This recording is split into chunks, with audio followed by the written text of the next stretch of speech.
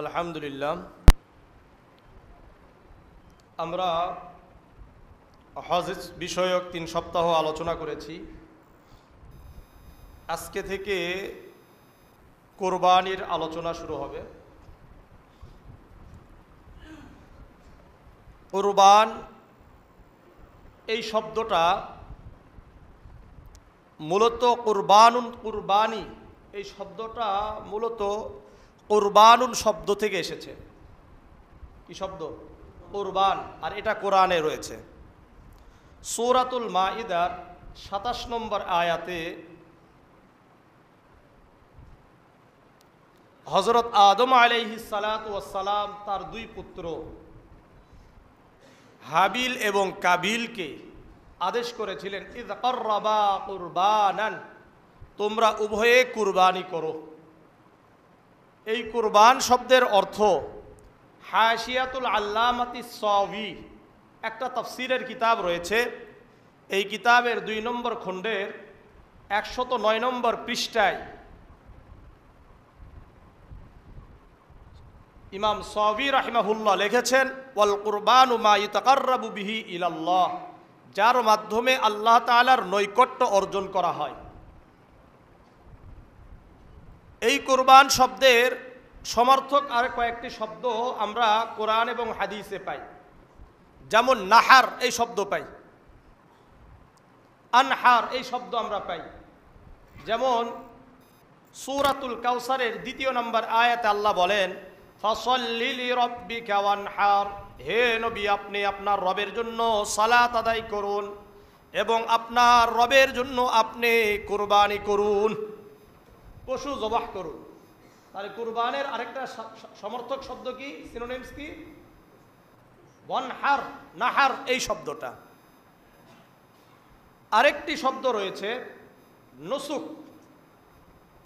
সূরাতুল আনআমের 162 নম্বর আয়াত আল্লাহ বলেন, কুল ইন্না সলাতি ওয়া নুসুকি ওয়া মাহইয়ায়া ওয়া মামাতি লিল্লাহি রাব্বিল আলামিন।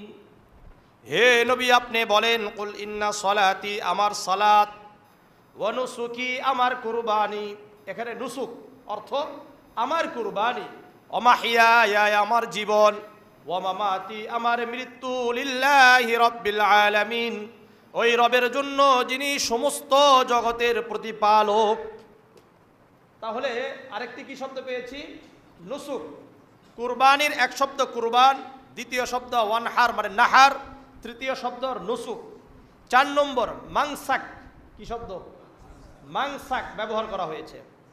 সূরাতুল হজের 34 নম্বর আয়াত আল্লাহ বলেন, লিকুল্লি উম্মাতিন জাআলনা মাংসাকাল লিয়াযকুরুসমাল্লাহ। আল্লাহ রাব্বুল আলামিন বলেন, প্রত্যেক জাতির জন্য আমি কুরবানির বিধান দিয়েছি। এখানে কুরবানি শব্দের সমর্থক কিনে আসছে মাংসাক। বলেন মাংসাক, এগুলো মুখস্থ থাকতে হবে। কয়টা গেল? 4। 5 নম্বর উযহিয়া বা আযহা বা আযাহি, আরেকটা আসছে সুনানে আবি দাউদে 1134 নম্বর হাদিস।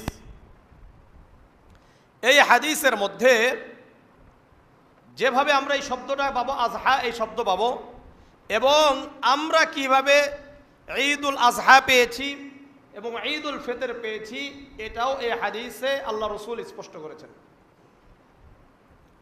عن أنس بن مالك رضي الله تعالى عنه قال قدم رسول الله صلى الله عليه وسلم المدينة। আনাস ইবনে মালিক রাদিয়াল্লাহু তাআলা আনহু বর্ণনা করেন, আল্লাহর রাসূল সাল্লাল্লাহু আলাইহি ওয়াসাল্লাম যখন মক্কা থেকে মদিনায় হিজরত করে আসলেন। কোথায় থেকে কোথায়? মক্কা থেকে মদিনায় হিজরত করে আসলেন। লাহুম ইয়াওমান ইয়ালআবুনা ফীহিমা ফিল জাহিলিয়া। আল্লাহর রাসূল সাল্লাল্লাহু আলাইহি ওয়াসাল্লাম এসে দেখলেন মদিনার মানুষেরা বছরে 2 দিন খেলাধুলা আনন্দ ফুর্তি করে, আনন্দ উৎসব করে। কয়দিন? 2 দিন দেখলেন যে তারা আনন্দ উৎসব করে। ফাকালা মা হাযানিল ইয়াওমানি, আল্লাহর রাসূল সাল্লাল্লাহু আলাইহি ওয়াসাল্লাম বললেন, হে মদিনাবাসীরা তোমরা এই 2 দিন কোথায় থেকে পেয়েছো? তোমরা এই 2 দিন আনন্দ ফুর্তি করো কেন?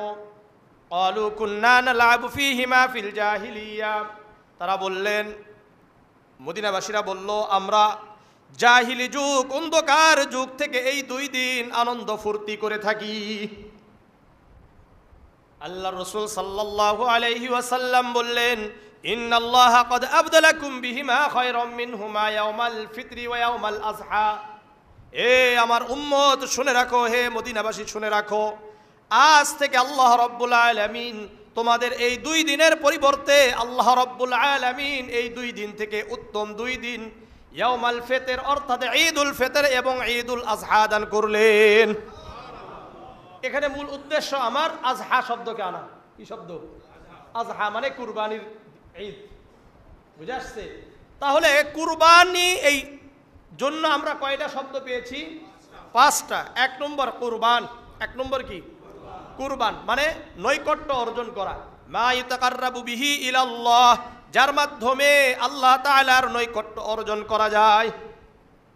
2 নম্বর আমরা পেয়েছি নাহার, ফাসাল্লি লিরাব্বিকা ওয়ানহার। 3 নম্বর পেয়েছি নুসুক, কুল ইন্না সলাতি ওয়া নুসুকি, আমার কুরবানি কার জন্য? আল্লাহর জন্য। 4 নম্বর মানসাক, কি পাইছি? মানসাক, সূরাতুল হজের 34 নম্বর আয়াত। আর 5ম নম্বর আযহা, উযহিয়া। উযহিয়া কাকে বলা হয়? আযহা কাকে বলা হয়? আযাহি এগুলো কি বলা হয়? হিয়ামা ইউযবাহু মিন বাহিমাতিল আনআম আল ইবিল ওয়াল বাকার ওয়াল গনাম ওয়াল জামুস ওয়াল গনাম। যে উযহিয়া বলা হয় চতুষ্প জন্তু থেকে, যেমন উট, গরু, ছাগল, দুম্বা, মহিষ, এগুলোকে জবাহ করা হয় আইয়াম ঈদিন, ঈদের 3 দিন। কয় দিন? অর্থাৎ 10, 11, 12 তারিখের কবলে গুরুবিশ শামস, সূর্য অস্ত যাওয়ার পূর্ব পর্যন্ত এই সময় করা হয় তাকাররুবান ইলাল্লাহ, আল্লাহ তাআলার নৈকট্য অর্জনের জন্য। এখন আসেন, এই কুরবানির 2টো পটভূমি রয়েছে। কয়টা পটভূমি? 2টো পটভূমি। ইতিহাস।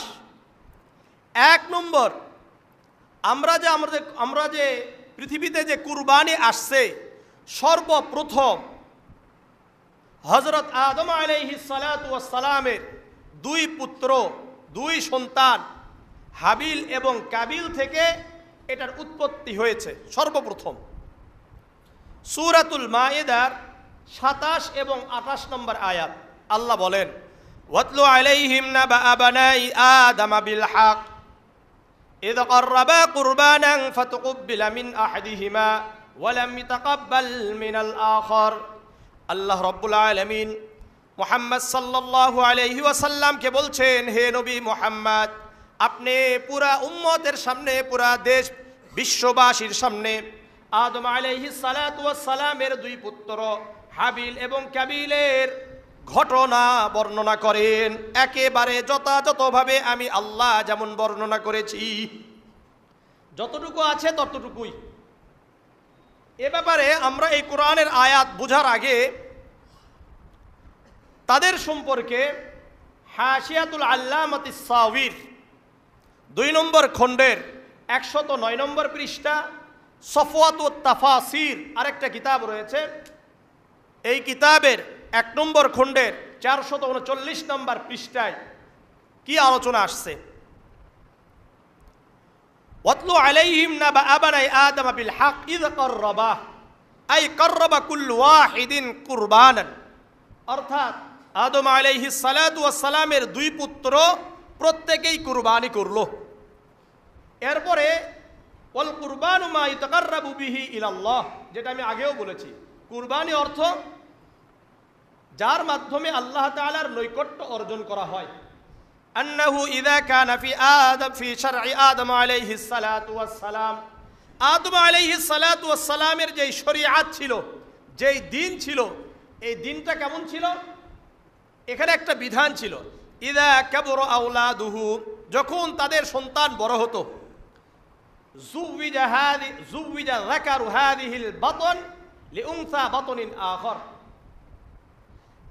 যে যখন সন্তান তাদের হতো একই সাথে একজন ছেলে একজন মেয়ে হতো, একটা ছেলে একটা মেয়ে হতো। যখন বিবাহের ব্যবস্থা হতো, মনে করলেন 1 বছর আগে এক ছেলে এক মেয়ে হয়েছে, এর 2 বছর পরে আবারও এক ছেলে এক মেয়ে হয়েছে। এখন বিবাহ কি করবে? প্রথম বছরে যেটা হলো ছেলে, এই ছেলের সাথে পরবর্তী বছরে যেই মেয়েটা হয়েছে এর বিবাহ হবে। আর প্রথম বছরে যেই মেয়েটা হয়েছে এর মেয়ের বিবাহ হবে, দ্বিতীয় বছরের যে ছেলে হয়েছে তার সাথে বিবাহ হবে। বুঝা আসছে? ফাআমারাল্লাহু আন ইউযাওয়িজাহু কাবিল উখতা হাবিল। আল্লাহ রাব্বুল আলামিন হযরত আদম আলাইহিস সালাতু ওয়াস সালামকে আদেশ করলেন, আপনি হাবিলের বোনকে কাবিলের সাথে বিবাহ দিয়ে দেন। কি বললাম? হাবিলের বোনকে কাবিলের সাথে বিবাহ দিয়ে দেন। ফাকানাত দামিমাতান, কিন্তু যেই মেয়ের সাথে বিবাহ দেওয়ার কথা হয়েছে হাবিলের বোন, এটা একটু কালো ছিল। কি ছিল? কালো ছিল, অসুন্দর ছিল। ওয়াহাবিল উখতা কাবিল, আর হাবিলকে কাবিলের বোনের সাথে বিয়ে দাও। ওয়াকানাত জামিলাতান, কাবিলের বোনটা সুন্দরী ছিল। ফরদিয়া হাবিল, হাবিল রাজি হয়ে গেছে। ও আবা কাবিল, আর কাবিল অসন্তুষ্ট হয়েছে। অসন্তুষ্ট হয়ে কি বলছে দেখেন, ওয়াকালা, সে বলছে কাকে? আদম আলাইহিস সালাতু ওয়াস সালামকে বলছে, ইন্নাকা তা'মুরুনা বিরাইক, আপনি তো আপনার নিজের রায় বলেছেন, আপনার সিদ্ধান্ত বলেছেন। লা মিন ইনদিল্লাহ, এটা আল্লাহর পক্ষ থেকে আপনি বলেন নাই। এটা কার পক্ষ থেকে নয়? আল্লাহর পক্ষ থেকে নয়। আজও কিছু মানুষ আছে নিজের স্বার্থের বাহিরে গেলেই তখন কোরআন হাদিসের আর কথা বলে না, বলে যে এটা হুজুরদের কথা। এটা কাদের কথা? হুজুরদের কথা। এটা আপনার কথা, এটা আল্লাহ রাসূলের কথা নয়। আর যখন নিজের স্বার্থে আসে তখন শয়তানের কথা হলে ওটা কোরআনের কথা চলে যায়। ওটা কোন দিকে যায়? কোরআন এবং হাদিসের কথা হয়ে যায়। এইভাবে চলছে পুরো দুনিয়া। তার বাবা বলছেন, অথচ তার বাবাকে বিশ্বাস করে নাই। কে? কেন? স্বার্থে আঘাত লাগছে। কোথায়? স্বার্থে আঘাত লাগছে। وقال لهما قربا قربانا, তখন আদম আলাইহিস সালাতু ওয়াস সালাম বললেন যে ঠিক আছে, তোমরা উভয়ে কুরবানি করো। ফাআইয়ুকুমা তুকবিলা মিনহু ফাহুয়া আহাক্কু বিল জামিলা, যার কুরবানি আল্লাহ রাব্বুল আলামিন কবুল করবেন সে সুন্দরী নারীকে বিবাহ করতে পারবে। তখন দেখেন কাবিল আর হাবিলের মধ্যে পার্থক্য কোথায়? ওয়াকানা কাবিল সাহিবা যারইন ফাকাররাবা আরজালা যারইহি, কাবিল ছিল সে ক্ষেত খামারি করত, চাষাবাদ করত। এই চাষাবাদের মধ্যে সবচেয়ে নিকৃষ্ট যেই ফসল ছিল, কম দামি যেই ফসল ছিল, চাউলের মধ্যে বেশি দামি আর কম দামি আছে কি নাই? ফসলের মধ্যে বেশি দামি আর কম দামি আছে কি নাই? কম দামি যেগুলো ছিল একটু নষ্ট নষ্ট ভাব, এগুলো সে পাহাড়ে গিয়ে রেখে আসছে। ওয়াকানা হাবিল সাহিবা গনামিন, আর হাবিল ছিল পশু, বিশেষ করে বকরি লালন পালন করত। ফাকাররাবা আহসানা কাবশিন, হাবিল সবচাইতে সুন্দর, সবচাইতে দামি হৃষ্টপুষ্ট একটি বকরিকে, একটি ছাগলকে পাহাড়ে রেখে আসলেন। বিআন্না যালাত নারুন, আল্লাহ তাআলার পক্ষ থেকে আগুন আসছে। ফাআকালাতহু, অর্থাৎ হযরত আদম আলাইহিস সালাতু ওয়াস সালামের দ্বিতীয় পুত্র হাবিলের কুরবানিকে আল্লাহ রাব্বুল আলামিন কবুল করে নিলেন। ওই আগুন এসে হাবিলের যে ছাগলটা দিয়েছিল এই ছাগলকে পুড়িয়ে দিয়েছে। আর ওই সময় এটাই শরীয়ত ছিল যে যারা কুরবানি করবে একটা পাহাড় ছিল, পর্বত ছিল, এখানে রেখে আসা হতো, যারটাকে আল্লাহ রাব্বুল আলামিন কবুল করবেন এরটাকে আল্লাহ রাব্বুল আলামিনের পক্ষ থেকে আসমান থেকে আগুন আসবে, এটাকে জ্বালিয়ে দিবে।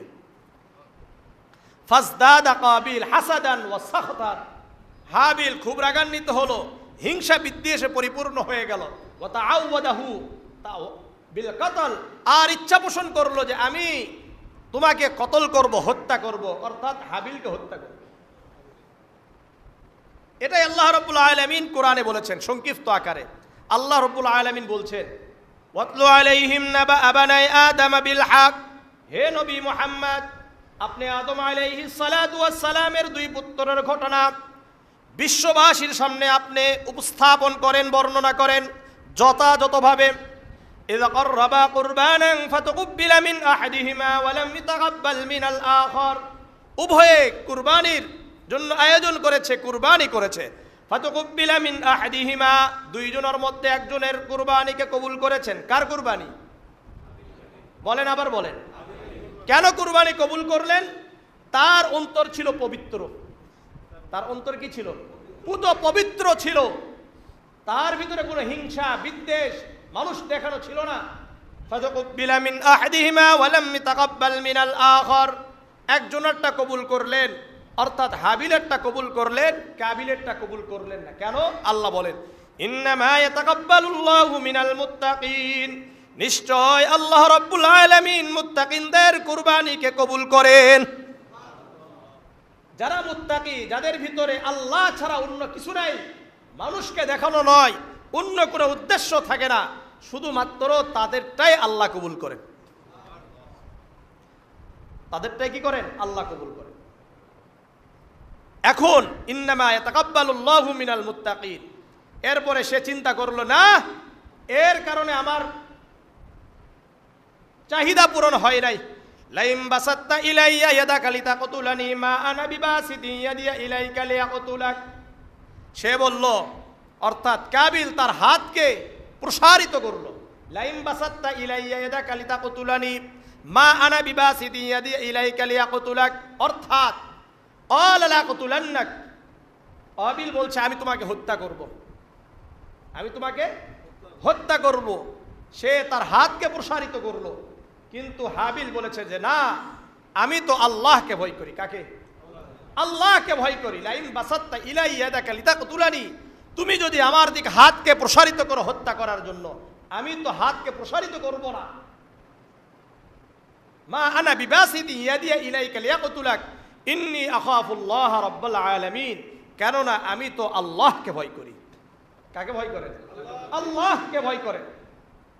আজকেও দেখবেন যাদের কারণে আমাদের সমস্যা সৃষ্টি হওয়ার সম্ভাবনা আছে, এদেরকে আমরা বিভিন্নভাবে আঘাত করি, বিভিন্নভাবে তাদেরকে আটকিয়ে রাখার জন্য চেষ্টা করি। আটকিয়ে রাখার জন্য কি করে? চেষ্টা করে। হক কথা বলে, কোরআনের কথা বলে, রাসূলুল্লাহর সুন্নতের কথা বলে, হাদিসের কথা বলে, সত্য কথা বলে যখনই মানুষের সামনে উপস্থাপন করে, তখন দেখবেন যাদের স্বার্থে আঘাত লাগছে তারা বিভিন্ন ষড়যন্ত্রে লিপ্ত হয়ে যায়, যেটা কাবিল করছে। আল্লাহ সহিহ বুঝদান করেন, আল্লাহ সহিহ বুঝদান করেন। এটা হলো এক নম্বর কথা। এটা কি এক নম্বর কথা? এখান থেকে আমাদের শিক্ষা কি? আলোচনা শুনবেন এবং শিক্ষা নেবেন। এক নম্বর শিক্ষা হলো নিয়ত বিশুদ্ধ হওয়া। নিয়তটা কি হওয়া? বিশুদ্ধ হওয়া। যদি নিয়ত ঠিক থাকে, আমার আপনার আমল আল্লাহর কাছে কবুল হয়ে যাবে। আর যদি নিয়ত ঠিক না থাকে, তাহলে আমাদের আমল আল্লাহর কাছে কবুল হবে না। আল্লাহ রাব্বুল আলামিন এই আয়াতের মধ্যে স্পষ্ট করলেন। আরেকটা আয়াতে সূরাতুল হাজের মধ্যে বলেন, লা ইয়ানালাল্লাহা লুহুমুহা ওয়ালা দিমাউহা ওয়ালাকিন ইয়ানালুহুত তাকওয়া মিনকুম। আল্লাহ রাব্বুল আলামিন বলেন, যখন তোমরা কুরবানি করবা, এই কুরবানির গোশত রক্ত আল্লাহর কাছে পৌঁছবে না। ওয়ালাকিন ইয়ানালুহুত তাকওয়া মিনকুম, বরং তোমরা যেই কুরবানি করবে, এই কুরবানি করার কারণে তোমাদের অন্তর কি আল্লাহর জন্য করেছে? যদি আল্লাহর জন্য করে থাকে, তাহলে আল্লাহ রাব্বুল আলামিনের কাছে তোমাদের নিয়তটা পৌঁছে যাবে, তাকওয়াটা পৌঁছে যাবে। আসলে কার জন্য করলাম? মানুষদেরকে দেখানোর জন্য করলাম কি করলাম না? খাওয়ার জন্য করলাম কি করলাম না? সারা বছর এটা দিয়ে পালন করব, সারা বছর খাবো এই নিয়তে করছে কি করে নাই? অথবা মেয়ের বিবাহ, ছেলের বিবাহ দিব এই জন্য করেছি, আছে কি নাই? একটা হলো বিবাহ হবে, সেটা আলাদা বিষয়, কিন্তু আপনার নিয়ত যদি পরিষ্কার না হয় এখানেও সমস্যা। আল্লাহ বুঝার তৌফিক দান করেন। সহিহ বুখারীর একেবারে প্রথম হাদিস, আন উমর ইবনুল খাত্তাব রাদিয়াল্লাহু তাআলা আনহু قال سمعت النبي صلى الله عليه وسلم يقول انما الاعمال بالنيات। প্রতিটি আমল নিয়ত অনুযায়ী সফলতা পাওয়া যায়। প্রত্যেকটা আমল নিয়ত অনুযায়ী এর ফলাফল প্রকাশ পাবে। আমার আপনার যদি নিয়ত হয় আল্লাহর জন্য, তাহলে আল্লাহ রাব্বুল আলামিন দুনিয়াও খুশি হয়ে যাবেন, আখিরাতেও খুশি হয়ে আমাদেরকে জান্নাত দিয়ে দিবেন। ওয়া ইন্নামা লিকুল্লি ইমরিইম মা নাওয়া, যেমন নিয়ত হবে তেমন ফলাফল হবে। ফামান কানাত হিজরাতুহু ইলা দুনিয়া ইউসিবুহা আও ইমরাতিন ইয়ানকিহুহা ফাহিজরাতুহু ইলা মা হাজারা ইলাইহি। যদি আমার আপনার নিয়ত হয় হিজরত করলাম, এক জায়গায় থেকে আরেক জায়গায় গেলাম দুনিয়া উপার্জনের জন্য, তাহলে এটা দুনিয়ার জন্যই হয়ে যাবে। এক জায়গায় থেকে আরেক জায়গায় গিয়েছি শুধুমাত্র একজন নারীকে বিবাহ করার জন্য, তাহলে আমার আপনার হিজরত হবে নারীকে বিবাহের জন্য। আল্লাহর রাসূল বলেন ফাহিজরাতুহু ইলা মা হাজারা ইলাইহি। যদি কারো হিজরত হয় এক জায়গা থেকে আরেক জায়গায় গিয়েছে আল্লাহর জন্য, তাহলে এই হিজরত হবে কার জন্য? আল্লাহর জন্য। আর যদি হিজরত হয় শুধু ইনকাম করার জন্য, উপার্জনের জন্য, যেমন আমাদের মধ্যে অনেকেই আছে বাংলাদেশ থেকে মদিনায় গিয়েছে শুধুমাত্র উপার্জনের জন্য। কিসের জন্য? উপার্জনের জন্য। তার এখান থেকে ওখানে যাওয়াটা হবে কি? উপার্জন। আর যদি হয় যে না, রসুলের কবর জিয়ারত করব, মসজিদে নববীতে আমি সালাত আদায় করব, রসুলের শহরে যাব, মক্কায় যাব, এই নিয়ত যদি হয় তাহলে আমার আপনার সওয়াব আছে কি নাই? এখানে আরেকটি ব্যাপার আছে, আমরা তো বহু দেশেই যেতে পারি, তাই না? এখানেও নিয়ত যদি আপনি পরিষ্কার করতে পারেন যে আমি ইউরোপ আমেরিকা অন্য জায়গায় গেলাম না, অন্য দেশে গেলাম না, আমার মক্কা মদিনায় যাব, একটা তো হবে আমার উপার্জনও হবে, দ্বিতীয়ত আমার রসুলের শহরে আমি থাকতে পারবো, এই নিয়ত যদি হয় তাহলে আমাদের সওয়াব আছে। তারপরে কি আছে? সওয়াব আছে কি নাই? হ্যাঁ, অন্য জায়গাতে গেলেও যাওয়া, মক্কা মদিনাতে গেলেও যাওয়া, দুটোর মধ্যে অবশ্যই কি আছে? পার্থক্য আছে। আল্লাহ বুঝার তৌফিক দান করে। সহিহ মুসলিমের 6437 নম্বর হাদিস, عن أبي هريرة رضي الله تعالى عنه قال قال رسول الله صلى الله عليه وسلم إن الله لا ينظر إلى صوركم وأموالكم ولكن ينظر إلى قلوبكم وأعمالكم। আবু হুরায়রা রাদিয়াল্লাহু তাআলা আনহু বর্ণনা করেন, আল্লাহর রাসূল সাল্লাল্লাহু আলাইহি ওয়াসাল্লাম বলেন, নিশ্চয় আল্লাহ রাব্বুল আলামিন তোমাদের সম্পদ দেখেন না, তোমাদের সৌন্দর্য দেখেন না, তোমরা কত সুন্দর, তোমাদের চেহারা কত সুন্দর, তোমরা কত সম্পদের মালিক, এটা দেখেন না। ওয়ালাকিন ইয়ানজুরু ইলা কুলুবিকুম ওয়া আমালিকুম, বরং আল্লাহ রাব্বুল আলামিন তোমাদের অন্তর দেখেন, তোমাদের নিয়তগুলো দেখে নেন। ওয়া আমালিকুম, অন্তর কেমন আর আমলগুলো কত সুন্দর হচ্ছে এটা দেখেন। এই জন্য কত বড় আপনি ছাগল কিনেছেন, কত বড় আপনি গরু কিনেছেন এটা নয়, বরং গরুটা কেন কিনেছেন, ছাগলটা কেন কিনেছেন, এখানে আল্লাহর জন্য হচ্ছে না অন্যদেরকে দেখানোর জন্য হচ্ছে, এটা হলো মূল ব্যাপার।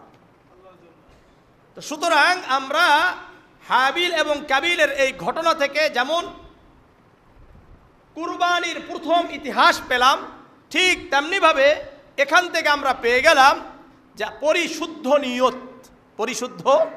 নিয়ত এটা পেয়ে গেছি। এরপরে পৃথিবীতে যত উম্মত এই দুনিয়াতে আসছে সবার উপরেই এই কুরবানির বিধান ছিল। এই কুরবানির বিধান ছিল, শুধুমাত্র যে ওই সময় হয়েছে বা আমরা পেয়েছি ব্যাপারটা এমন নয়। যত নবী এবং রসুল দুনিয়াতে আসছেন, প্রত্যেক রসুল এবং নবীদের জাতি যারা ছিল তাদের উপরেও এই কুরবানির বিধান ছিল।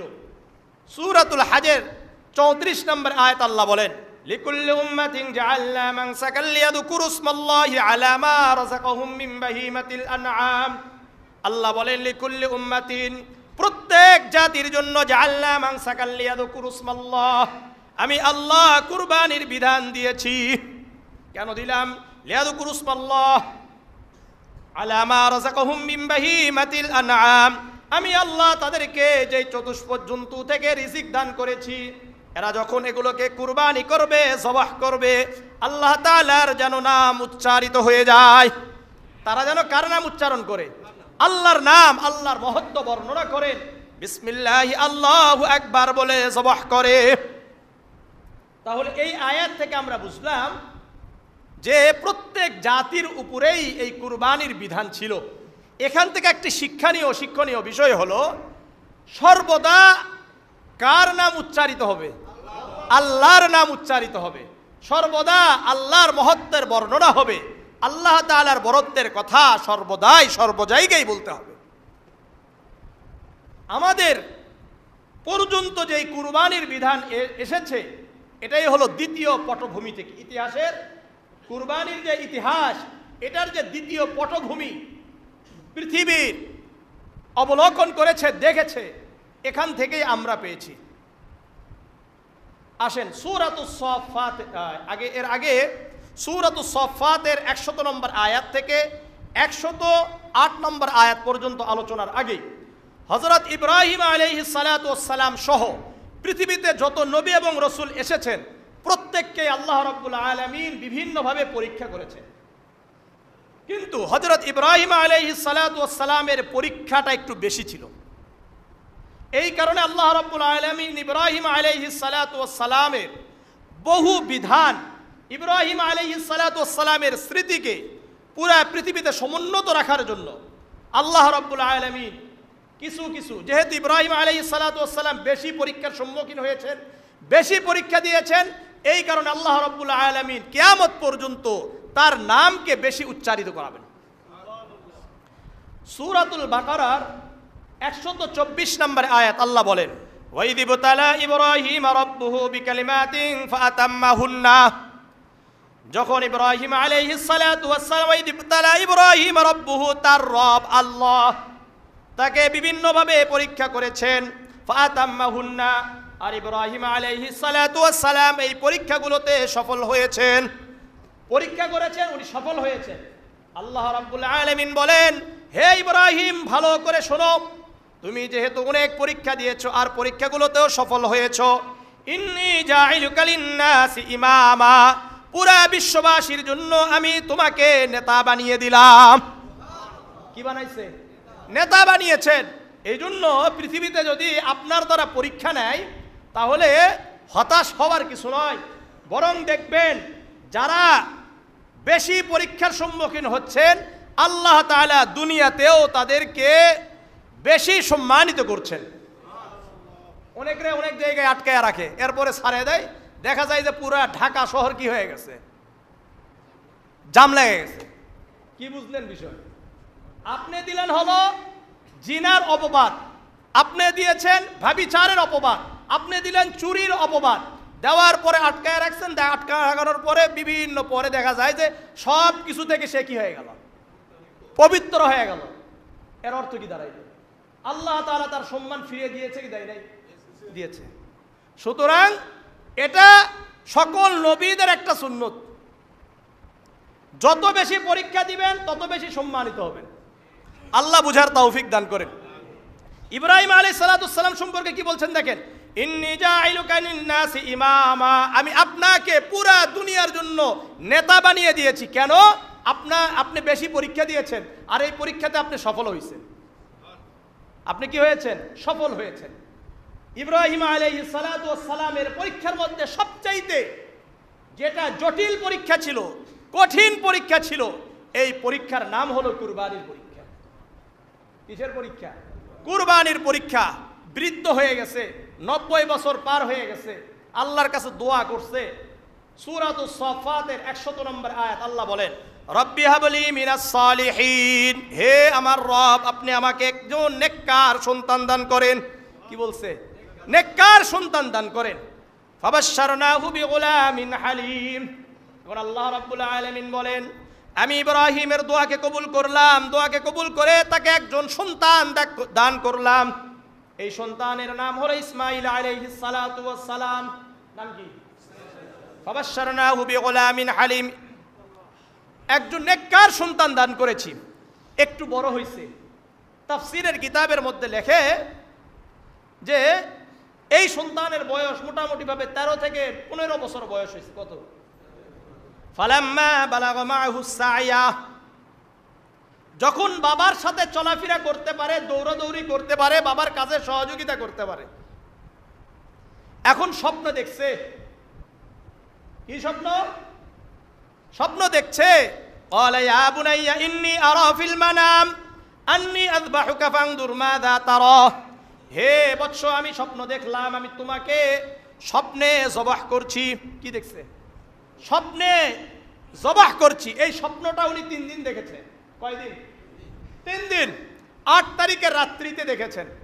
এই জন্য যখন দেখলেন প্রথমে একটু সন্দেহ লাগছে। এই জন্য জিলহজের 8 তারিখকে বলা হয় ইয়াউমুত তারবিয়াহ। কি বলেন? ইয়াউমুত তারবিয়াহ বলেন। যারা হজ করতে যান এই 8 তারিখকে কি বলা হয়? ইয়াউমুত তারবিয়াহ। তারবিয়ার দিন মানে একটু সন্দেহের দিন। দ্বিতীয় দিন আবার স্বপ্ন দেখলেন রাতে, অর্থাৎ আরাফার রাত্রিতে স্বপ্ন দেখলেন, দেখে আরেকটু পরিষ্কার হয়ে গেছে। এই জন্য এর নাম কি? ইয়াউমে আরাফা, মানে একটু পরিচিত হয়েছে, একটু পরিষ্কার হয়েছে। আর 10ম তারিখের রাত্রি দেখেছেন, অর্থাৎ 10ম তারিখে উনি জবাহ করছেন। জবাহ করার জন্য সন্তানকে কোথায় নিয়ে গেছেন বলেন? ওই জামারার দিকে নিয়ে যাচ্ছেন, মিনার দিকে নিয়ে যাচ্ছিলেন। ইয়াউমুন নাহার বলা হয় এটাকে। কি বলা হয়? ইয়াউমুন নাহার। বুঝে আসছে? 10 তারিখ।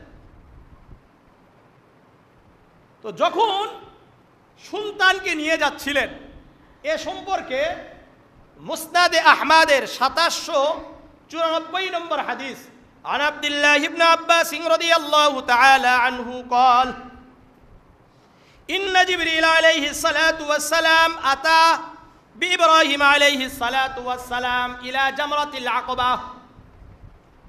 যখন জিবরিল আলাইহিস সালাতু ওয়াস সালাম ইব্রাহিম আলাইহিস সালাতু ওয়াস সালাম সহ তার সন্তান ইসমাঈল আলাইহিস সালাতু ওয়াস সালামকে নিয়ে মিনার প্রান্তরে জামরায়ে আকাবা, প্রথম জামারা যেখানে পাথর নিক্ষেপ করা হয়, এই জামরায় নিয়ে যাচ্ছিলেন।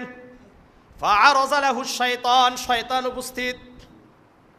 শোনেন, আমি অতটুকুই বলবো যতটুকু আমি হাদিসে পাই। এর বাইরে যেগুলো আপনারা বিভিন্নভাবে শুনছেন, এইভাবে বলছে ওইভাবে বলছে, এটা আমি বলতে পারি না। এর কারণ হলো ওই কথাগুলো বিভিন্ন কিতাবের মধ্যে বিভিন্ন জায়গাতে আসছে যেগুলোর কোনো সনদ নাই, আর সনদ ছাড়া আমি কথা বলি না। যতটুকু আছে ততটুকুই বলবো, এর বাইরে আমি বলতে পারবো না। আমি কথা বুঝে আসছেন? আপনারা বিভিন্নভাবে শুনতে পারেন ঘটনাটা, এই হয়েছে সেই হয়েছে, মাকে একভাবে বলছে, ইসমাইলকে আরেকভাবে বলেছে, এরপরে উমুকরে আরেকভাবে বলছে, এটা বলে না। আমি ওগুলো পাই না, এই জন্য আমি কি করি না, বলি না। যতটুকু হাদিসে আছে ততটুকুই বলবো। ফাআরাযা লাহু শাইতান, শয়তান এসে ধোঁকা দেওয়া শুরু করলো। কাকে ধোঁকা দিয়েছে? ইব্রাহিম আলাইহিস সালাতু ওয়াস সালামকে। ফারামাহু বিসাবঈ হাসায়াত। ইব্রাহিম আলাইহিস সালাতু ওয়াস সালাম এই জামরায়ে আকাবার এই জায়গায় শয়তানকে 60টি কঙ্কর নিক্ষেপ করলেন। কয়টা? 60টা কঙ্কর নিক্ষেপ করলেন। ফাসাখ, সঙ্গে সঙ্গে দৌড় দিয়ে পালিয়ে গেল। দৌড় দিয়ে কি করছে? পালিয়ে গেছে, চিৎকার করে দৌড় মারছে। ফাআতা বিইব্রাহিম আলাইহিস সালাতু ওয়াস সালাম ইলাল জামরাতিল উসতা। জামরায়ে উসতা মানে দ্বিতীয় শয়তান, যেটা আমরা বলি, এর নাম কি? প্রথমটা হলো জামরায়ে আকাবা, দ্বিতীয়টা জামরায়ে উসতা বলা হয়। এখানে যখন নিয়ে গেছে, ফাআরাযা লাহু শাইতান, আবার শয়তান উপস্থিত। ফারামাহু বিসাবঈ হাসায়াত।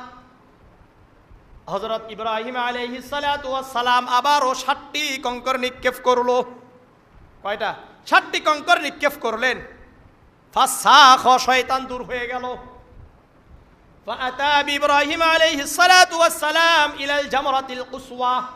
এরপরে হলো জামরায়ে কুসওয়া। বলেন, একবারে শেষ শয়তান, যেটা আমরা বলি ছোট শয়তান বলি না।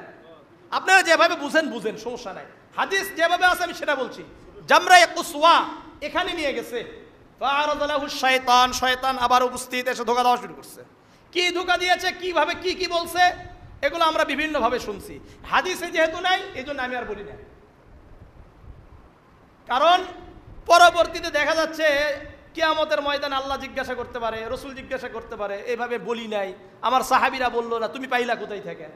তখন তো আবার ধরা খাওয়া লাগবে, দরকার নাই, যতটুকু আছে ততটুকুই, বেশি বলার দরকার নাই। তো তখন আবারও ইব্রাহিম আলাইহিস সালাতু ওয়াস সালাম বিসাবঈ হাসায়াত, ৬০টি কঙ্কর নিক্ষেপ করছে। এখন সন্তানকে নিয়ে গেছে কোথায়? ওই মিনার প্রান্তরে। কিসের জন্য?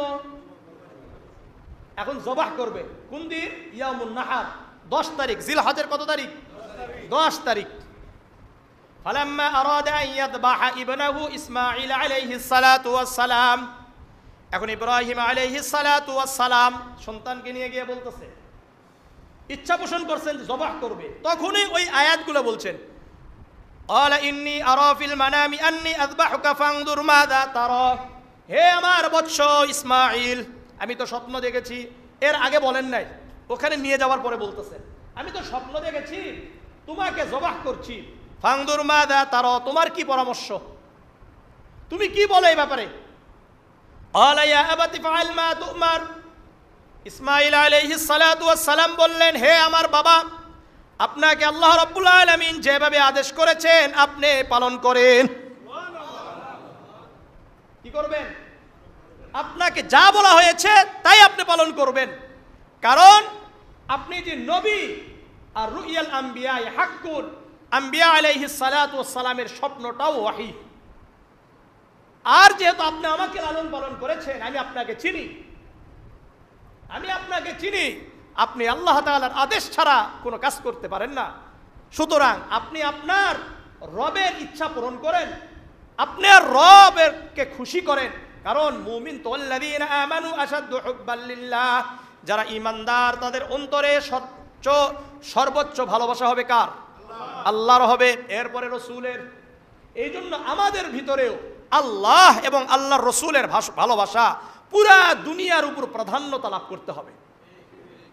এই জন্য আমার দিকে আপনার তাকানোর কোনো দরকার নাই, বরং আপনার রব আপনাকে যেই আদেশ করেছেন এটা পালন করেন। সাতাজিদুনি ইনশাআল্লাহু মিনাস সাবিরিন, আপনি আমাকে অবশ্যই ধৈর্যশীলদের অন্তর্ভুক্ত পাবেন। এখানে উনি আর কি কথা বলছেন? ওই হাদিসের মধ্যে মুসনাদে আহমদের ৭৭৯ নম্বর হাদিস, আব্দুল্লাহ ইবনে আব্বাস রাদিয়াল্লাহু তাআলা আনহু থেকে যেটি বর্ণিত, যখন ইব্রাহিম আলাইহিস সালাতু ওয়াস সালাম তার সন্তানকে এই কথাগুলো বললেন, জবাহ করার ইচ্ছা পোষণ করলেন, তখন বললেন, ইয়া আবাতি আউসিকনি, আপনি যদি একটু আমাকে বেঁধে নিতেন, একটু কি করতেন? একটু বেঁধে নিতেন ভালো হতো। কেন? লা আস্তারিবু, আমি যেন লড়াচড়া করতে না পারি। ফায়ানতাজিহা আলাইকা মিন দামি ইযা যাবাহতানি, আর যখন আপনি আমাকে জবাহ করবেন, আমার নড়াচড়ার কারণে আমার রক্তগুলো আপনার গায়ে লেগে যাবে, আমার রক্তগুলো আপনার গায়ে লাগবে, তখন আপনি কষ্ট পাবেন। সুতরাং আপনি যদি একটু বেঁধে নিতেন। আর ৭৭৭ নম্বর আরেকটা হাদিস আছে, এটাও আব্দুল্লাহ ইবনে আব্বাস রাদিয়াল্লাহু তাআলা আনহু থেকে বর্ণিত, আলা ইসমাঈল কামিস আবিয়াস, যখন ইসমাঈল আলাইহিস সালাতু ওয়াস সালামকে জবাহ করবেন তখন তার পরনে ছিল সাদা কাপড়। কি ছিল? সাদা কাপড়। ইসমাঈল আলাইহিস সালাতু ওয়াস সালাম তার বাবাকে বলছে, ইন্নাহু লাইসা, আমার এই কাপড় ছাড়া তো আর কোনো কাপড় নাই, তুকাফিনুনি ফিহি গায়রুহু, এছাড়া আপনি কোন কাপড় দিয়ে আমাকে আবার কাফন দিবেন আপনি? ফাখলাহা, সুতরাং আপনি কাপড়টা খুলে নেন, যেন আপনি ওই কাপড়ে আমাকে কাফন দাফনের ব্যবস্থা করতে পারেন, কাফন দাফনের ব্যবস্থা করতে পারেন, আর আপনি আমাকে বেঁধে নেন।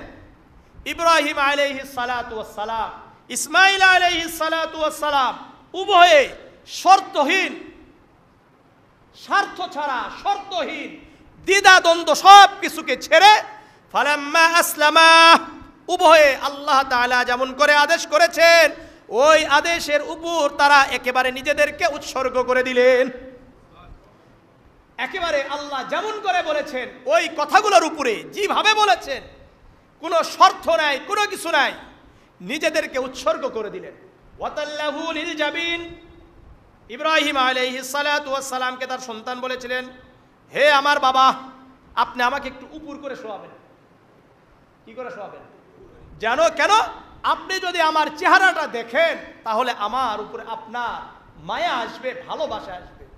তখন হইতে পারে আল্লাহ তাআলার বিধান মানার মধ্যে আপনি কিছুটা হলেও বিলম্ব করতে পারেন, আল্লাহর বিধান পালনে বিলম্ব করার কোনো সুযোগ নাই। ওয়াতাল্লাহু লিল জাবিন, ওয়াতাল্লাহু এর ব্যাখ্যায় মুসনাদে আহমদের বাব রুইয়া ইব্রাহিম আলাইহিস সালাতু ওয়াস সালাম, এই যে অধ্যায়, এই অধ্যায়ের শেষের দিকে লিখছেন ওয়াতাল্লাহু মানে ওয়াসআ ওয়াজহু বিল আরদি, ইসমাঈল আলাইহিস সালাতু ওয়াস সালামের চেহারাকে মাটির দিকে করলেন। ফালাম্মা আসলামা ওয়াতাল্লাহু লিল জাবিন, ফালাম্মা আসলামা ওয়াতাল্লাহু লিল জাবিন ওয়ানাদাইনাহু আইয়া ইব্রাহিম কদ সাদ্দাকতার রুইয়া। কত সুন্দর কথা, আল্লাহু আকবার।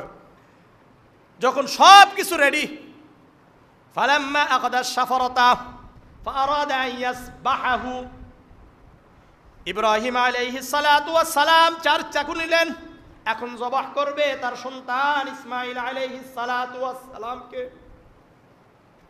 ফানুদিয়া মিন খালফিহি, পিছন থেকে একটি আওয়াজ শুনলেন, ওয়ানাদাইনাহু আইয়া ইব্রাহিম, হে ইব্রাহিম থামো থামো। ওয়ানাদাইনাহু আইয়া ইব্রাহিম কদ সাদ্দাকাতার রুইয়া, আপনাকে আল্লাহ রাব্বুল আলামিন যেই আদেশ করেছিলেন ঘুমন্ত অবস্থায় স্বপ্নে, এটা আপনি সত্য হিসাবে বাস্তবায়ন করেছেন।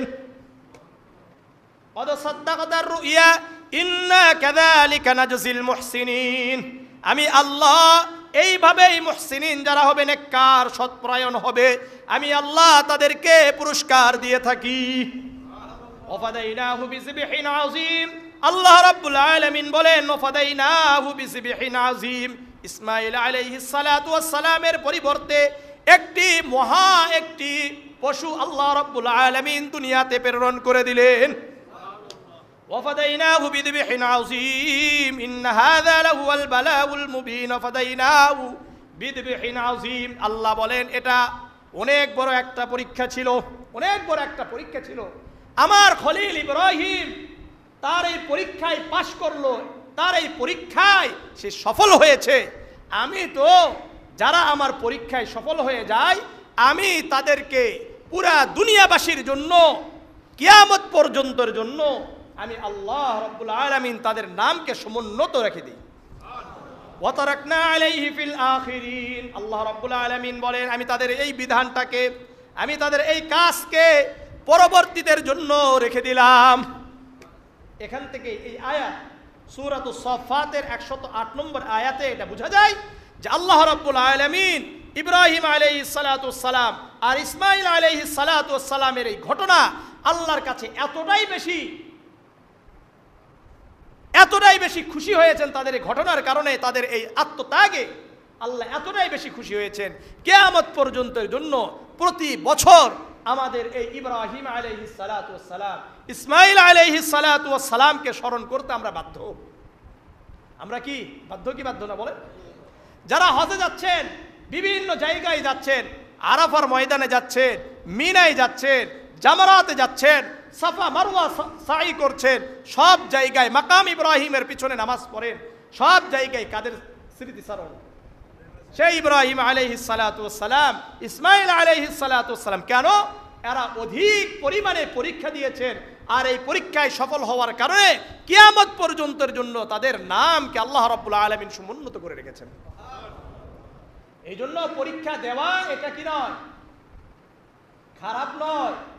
পরীক্ষা দেওয়া এটা আমার আপনার জন্য সফলতার কারণ হয়ে দাঁড়াবে। আল্লাহ আমাদেরকে বুঝার তৌফিক দান করেন।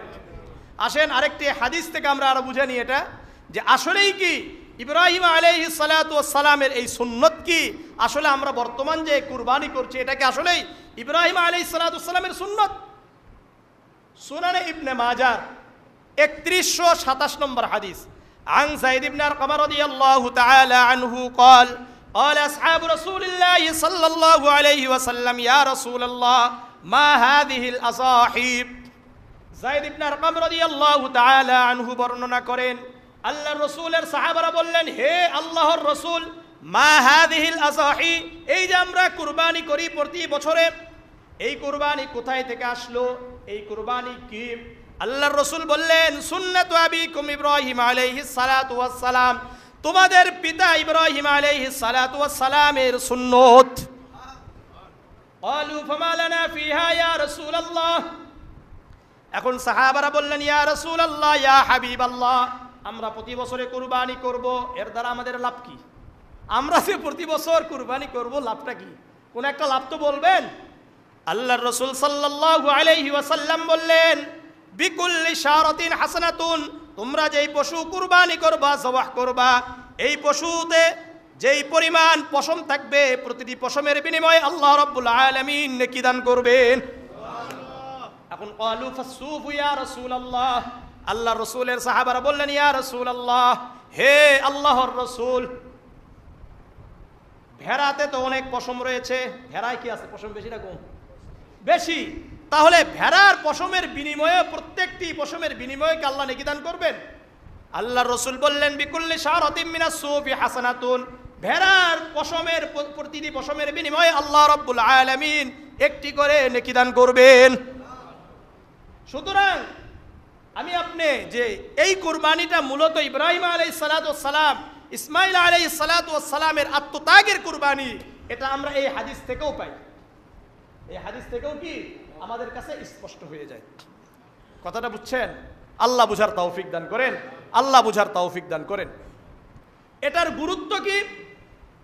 এই গুরুত্ব বুঝার জন্য সূরাতুল কাউসারের 2 নম্বর আয়াত, ফাসাল্লি লিরাব্বিকা ওয়ানহার, হে নবী, আপনি আপনার রবের জন্য সালাত আদায় করুন, আপনার রবের জন্য কুরবানি করুন।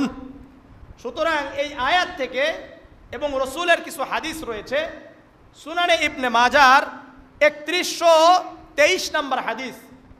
عن أبي هريرة رضي الله تعالى عنه قال قال رسول الله صلى الله عليه وسلم من وجد ساعة فلم يضحي فلا يقربن مصلانا।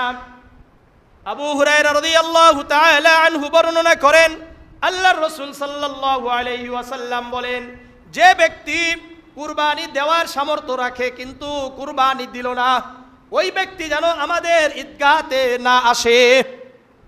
কি না আসে? ঈদগাহতে যেন না আসে।